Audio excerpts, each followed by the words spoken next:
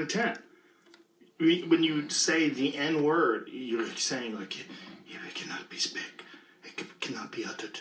It is a sacred word. Yeah. It is a magic word.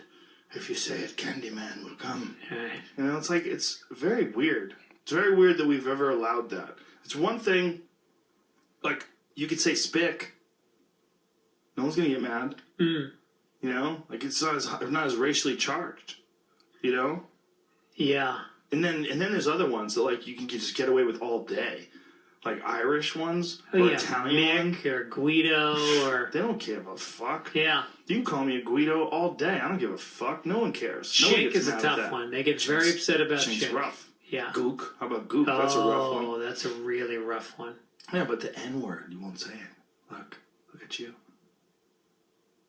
Say it. Nigger.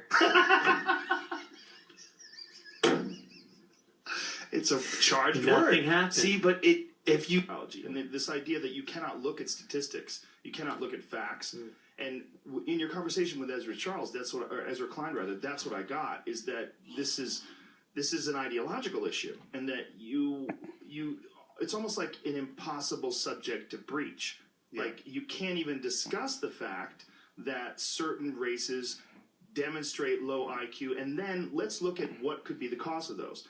Even discussing that somehow or another is so inherently racist that it must be ignored or it must be silenced, and that you must first concentrate on all the various injustices that have been done to those people who have this lower IQ. Yeah. Well, let me just take a couple of minutes to this gene that Black Africans have, like much. It's like a proclivity to violence that they have. MAOA gene. Yeah. I recommend people Google it and do their own research. It's like a big debate about whether or not.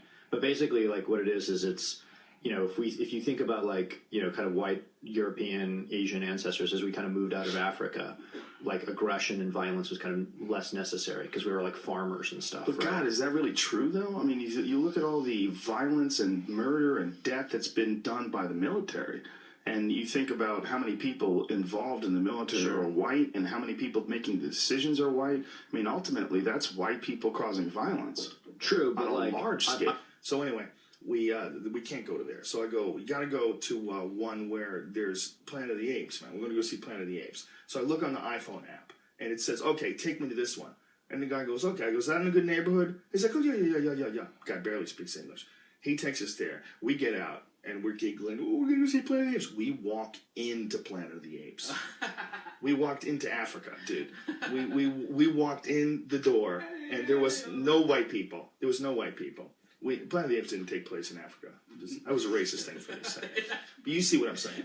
What I'm saying is... Flies automatically stuck to your head. Yeah, what happened is we walked into the blackest neighborhood we could find. I mean, there was literally no white people. It was amazing.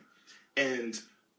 everybody was super cool. It wasn't a negative experience. And this is something I wrote on Twitter, that we all went to see Planet of the Apes in a black neighborhood, an experience I highly recommend. And all these fucking people started calling me a racist. I mean, dozens of Twitter people, dude, I didn't know you were racist. Fuck you. Like, black people were saying fuck you. I'm like, listen, man, I am saying it was a positive experience. Yeah, I said I highly recommend it. And it was a black neighborhood. And we get in there, right? And we're so giggly high. We're like, oh my God, we're so high. And then I realized, like, whoa, everyone's black here. Like, well, I mean, everyone's black. This is crazy. And then a bunch of people recognize me and they start want taking pictures. And it's all good. Everybody's cool and friendly. Cool as shit. Like, this guy goes, yo, man, where I know you from? I don't want to bother you, man. I'm not trying to use up your time. Where I know you from? I go, Fear Factor. I go, yeah, that's it. But it's the way he said it was like so cool. And we're giggling. Oh, no one did the Smoke Rocks thing, but I took a lot of goddamn pictures. And like I said, super cool, super friendly. This is not a negative story. So then we go into the movie theater, right? It's me, Tommy, and like maybe there's another white person, maybe one other white person. Movie theater filled with black people, and they are having a good fucking time. You know how people always complain that black people talk to the movie theater and talk to the screen?